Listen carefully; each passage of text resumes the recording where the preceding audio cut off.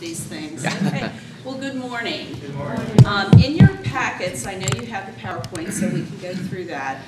There also is a list in there of all different types of infections.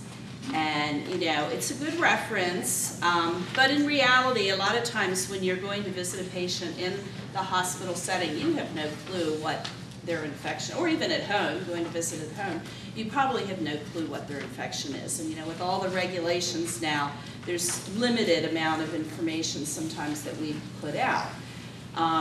So if you do know what patient has, what kind of infection, the list is there. Wikipedia, great resource. You can type it in, you can get a lot of information. Centers for Disease Control, cdc.gov, www.cdc.gov is really a great place, because what they do is, so many of the infections, they'll have the real detailed part for healthcare workers, but then they'll have a section for families, visitors, community that you can click on, and it can give you a lot of good information on what you could expect, or you know, how things are transmitted. So we'll just talk about what, you know, how to protect yourself from infection. And the first thing, let me tell you, near and dear to my heart is hand washing. You know, we've been taught since we're little how important it is to disinfect your hands. And, you know, soap and water, great way to disinfect your hands. But a lot of times, if you're visiting in a home, or if you're visiting in a nursing home, or even in the hospital setting sometimes, there's not ready access to a hand washing sink.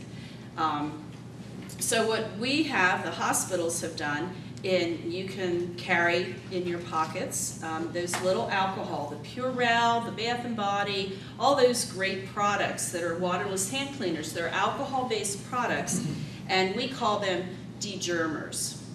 So I did talk about the hand washing, but let's go one more.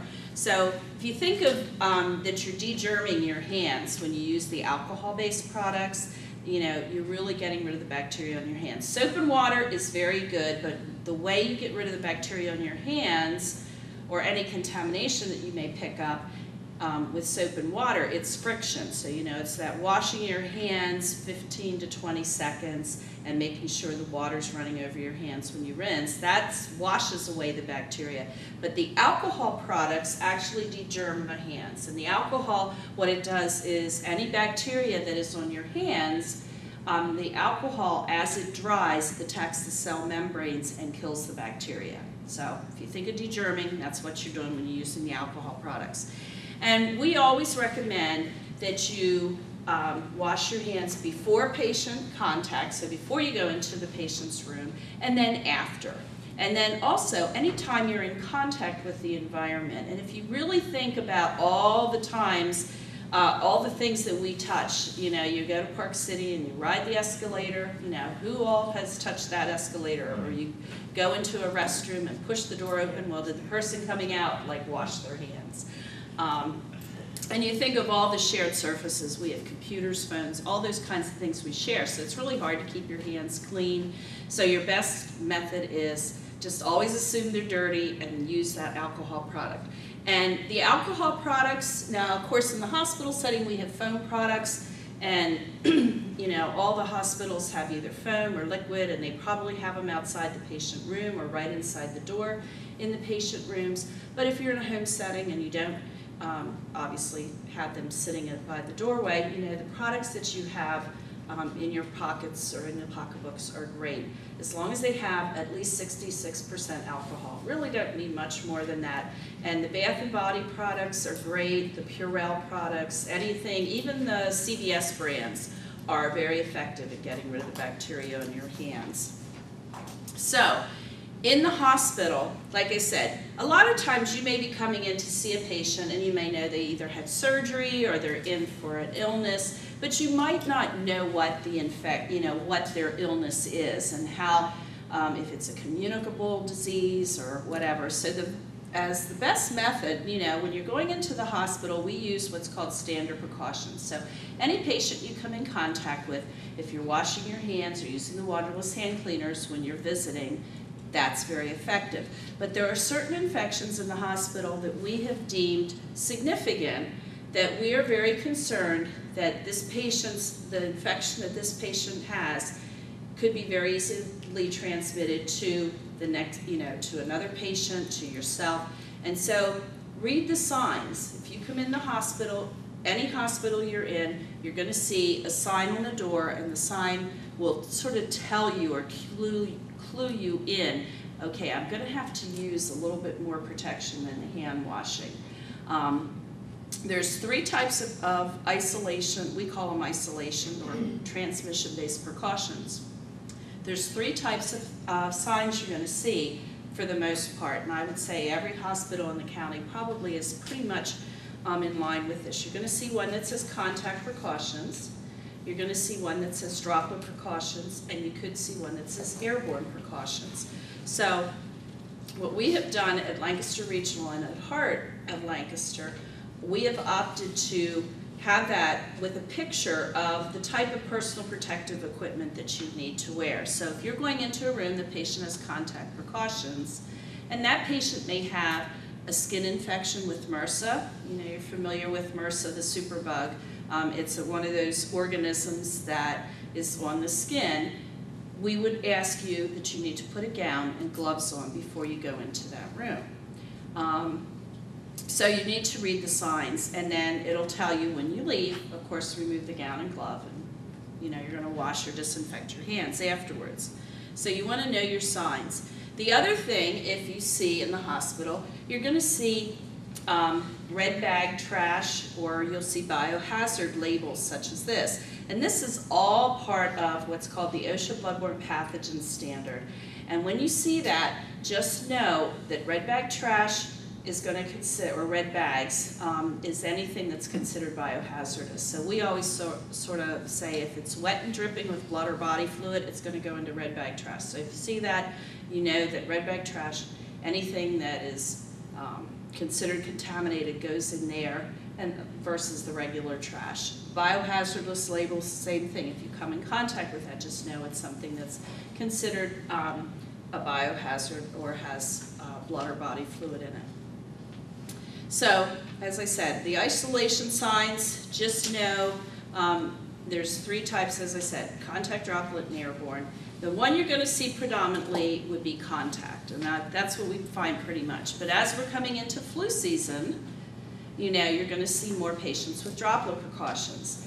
And if you think of how flu is spread through coughing, you always have, with droplet spread, you have a 3-foot radius around you. So if you're coughing, or somebody's coughed and you come into that 3-foot radius, you're going to come in contact with whatever bacteria or virus that person coughed out. So of course, we encourage everybody to, cough and sneeze into your sleeve, so that or use a tissue to cover your cough. And of course, if you're using tissues, you need to still do hand washing. If you cough and sneeze into your sleeve, your hands are free. But that helps reduce the spread. So if you think of that's how influenza particularly is spread, you want to protect your respiratory tract, so you're going to put a mask on. And again, that's really the only protection you need for droplet precautions is a mask. But I would say that wherever facility you're in, just make sure you're reading the signs, because some may have a higher level. For us, it's a minimum, and we use the mask. Airborne precautions I'll talk about in a minute, but just know I have volunteers. Our volunteers that we use in the hospital are not going into isolation rooms, but if you're visiting a patient, then there's no problem with you going in. Just make sure you're wearing the appropriate protective equipment. Oops, isn't that cute? I didn't realize that. Just some other things, of course. As you're going through the hospital, don't share your germs. Or if you're not feeling well, just remember the people that you may become visiting may be immune compromised, so you could be putting them at risk. And especially as we're getting into flu season, you might not realize, but you may not feel 100% great, but if you're a little feverish or anything like that, you could be spreading influenza to the patients. So, stay at home. If you are not feeling well, stay home. Of course, as I said, hand washing, I cannot overemphasize that. It is one of the hand washing or the waterless hand cleaners. It's the single most important thing that we can do. And it's something I always tell when I talk to nursing students or employees, you know, just make that part of your daily routine. And it doesn't matter if you're actually in contact with patients or not. It's just one of those good things that, you know, your mother always told you to do, but it really is important. And that's all I have.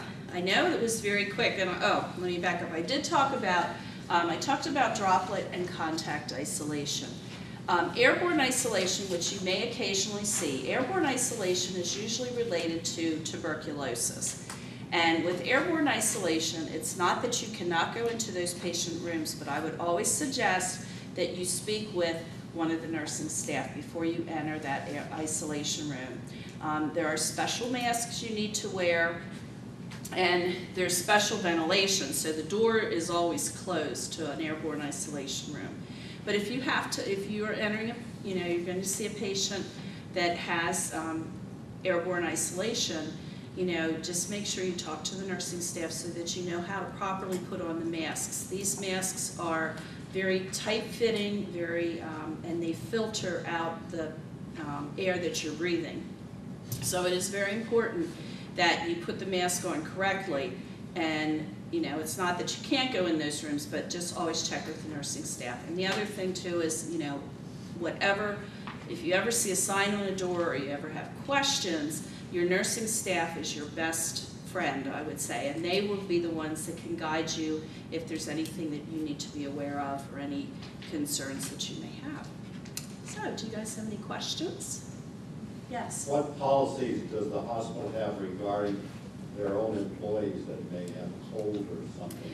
Well, are they allowed to come to work, or what's the issue? Well, you know, it's always one of those really tight ropes that we walk, but no, we do encourage, especially in flu season, you know, if they have a fever, coughing, you know, signs and symptoms, we do, you know, ask them to stay home, take sick time. Mm-hmm. And do they? That's a loaded question there. I would. Chaplains Mm-hmm. get complaints from our residents Mm-hmm. who are in hospitals. That nurse had a cold. She was sneezing on me. Yeah, yeah. Well, I will tell you that actually in Pennsylvania, we're starting to move to what's called mandatory influenza vaccination for healthcare workers. And it is one of those, you know, we always have to weigh with our associates. Do we have them call out sick, and then if we have somebody, you know, then we have sick time policies, you know, that they can only use so much sick time before they're dinged, I guess, for attendance. But we do try very hard. You know, it's very hard to keep track of how many, 400 employees here, maybe 600 down at regional. You know, it's very hard to keep track and say, yes, you have to stay home. I think nursing staff tries very hard. We've encouraged the associates to wear masks if they have, you know, because sometimes after you are sick, especially with some of the cold and flu that we have had, sometimes after they're sick, they're healthy, they're fine, but they still have that residual cough. Then we encourage them to wear masks. But if that ever happens, that you have, you know, that your patients, you know, the people that you're visiting do have concerns, you can always address it with, you know, ask to speak to the director of that unit and, you know, address it with them, because we take that very seriously. We don't want, you know, obviously our associates spreading infections. Do you require your staff to have flu? Oh, we're working on it. We're working on it. We are very, right now Pennsylvania is taking baby steps as far as making mandatory influenza vaccination, but I do think eventually it's going to be a national initiative that any healthcare worker has to have it. Our rates are very good here.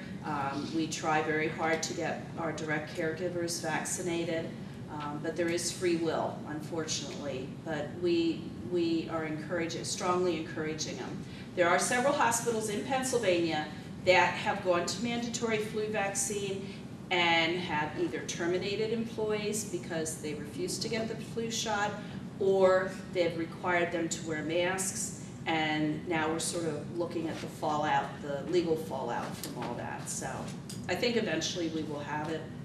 but we strongly encourage it. Is there another question?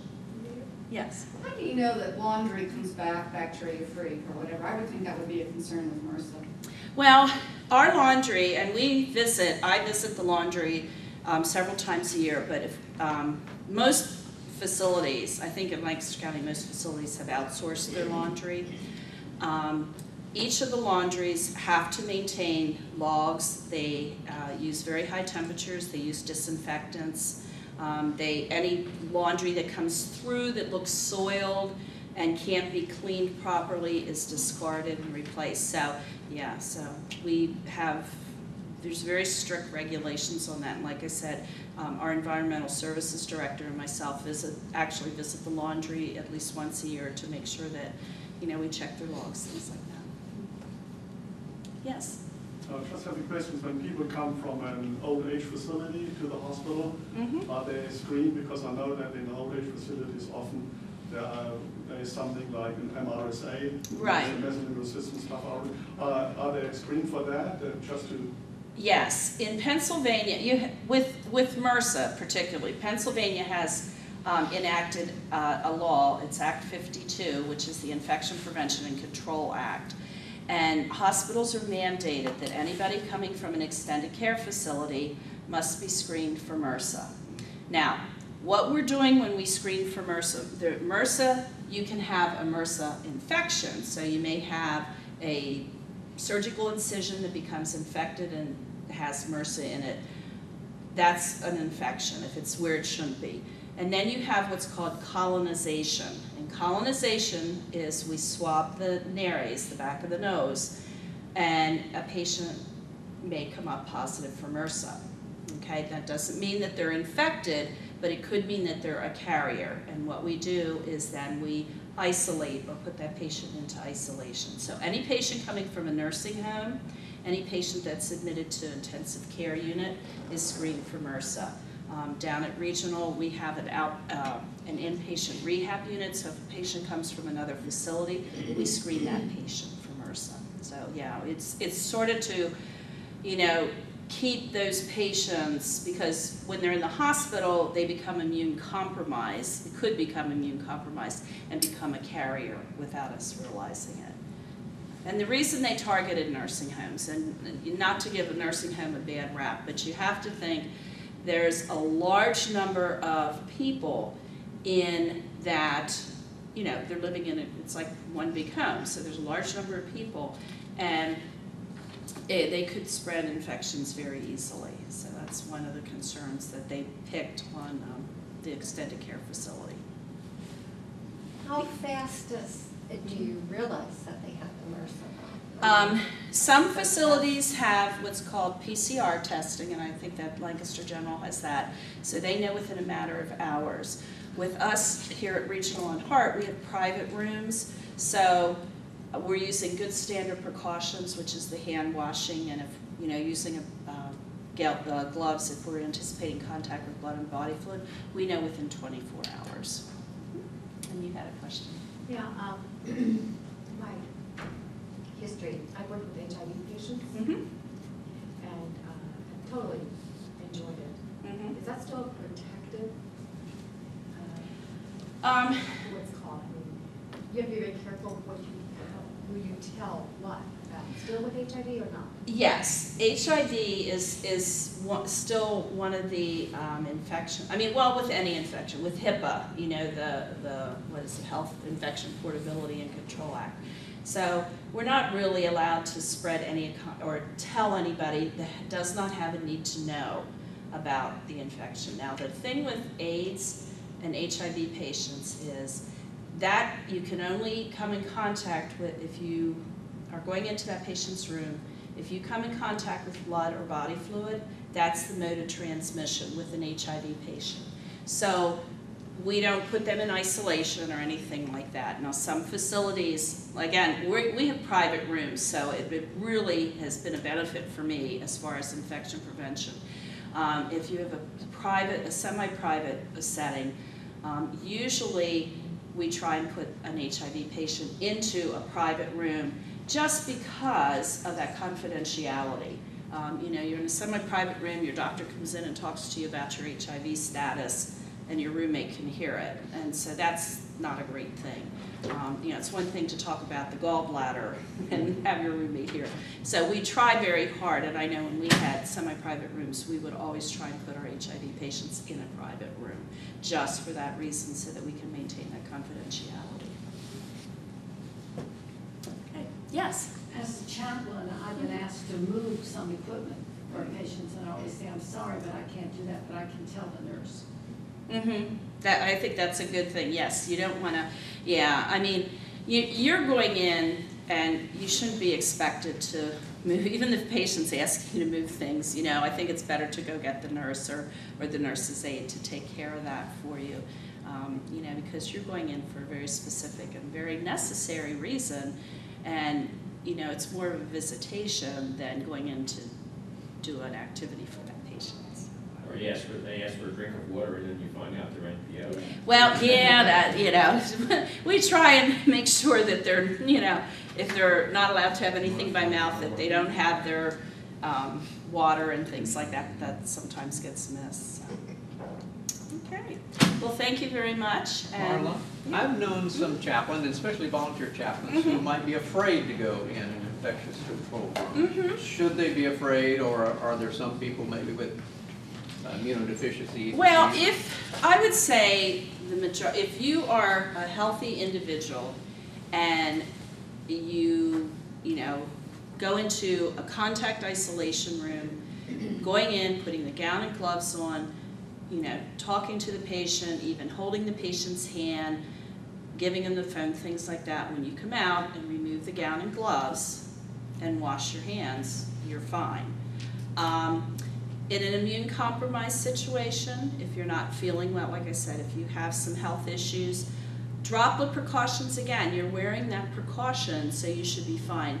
The only one that I would probably say you may not want to go into would be airborne isolation, because it's just one of those situations. TB, most patients that are in airborne isolation has tuberculosis, or we're trying to rule tuberculosis out. And you don't, if you're immune compromised, you don't want to, you know, subject yourself or get yourself exposed to that. So even though you'd be wearing a mask, it's just that risk you might not want to take. What does that airborne isolation room look like to them? Well, an airborne isolation room would, in some facilities, like here at Hart, you probably wouldn't know any difference except for the sign and the door being closed, because for contact isolation and droplet isolation, the doors would be open. Usually a good clue if it's an isolation room, if you don't actually see the sign right away, is some facilities have a cart outside the door that has all your personal protective equipment, your gowns, your gloves, your masks. Some, like down at Regional, we have it hanging on the door frame. So that's always a good clue that that's an isolation room. And then again, the signage. But airborne isolation would have the sign on the door and the doors closed. So that's always your first indication. Now, the other thing is, in the other isolation rooms, you're going to have most, and I would say almost every facility is going to have a trash can with red liner and maybe a linen hamper. So as you're leaving the room, you can take your personal protective equipment off, roll it up, and throw it in the trash if it's disposable. If it's a cloth gown, you're going to roll it up and put it in the linen hamper. You don't want to walk in the halls with that. So you're always going to have a linen hamper, a trash can, and then an area for your personal protective equipment. You'll see those signs. So the one thing, I was getting back to airborne isolation, sorry. With the airborne isolation, some places, like Lancaster Regional, we have an actual machine that sits in the room. And we convert the room to what's called negative pressure. So when here the doors are closed, if you go to open the door, the air from the hallway will flow into the room, because you don't want it going out of the room, because that'll pull your TB, any air in the room of the TB patient, out into the hallway. So we don't want to do that. We want to pull it into the room. So that's why the door is closed. You'll see that. Okay? Thank you. Sure. Okay. Well, thank you very much.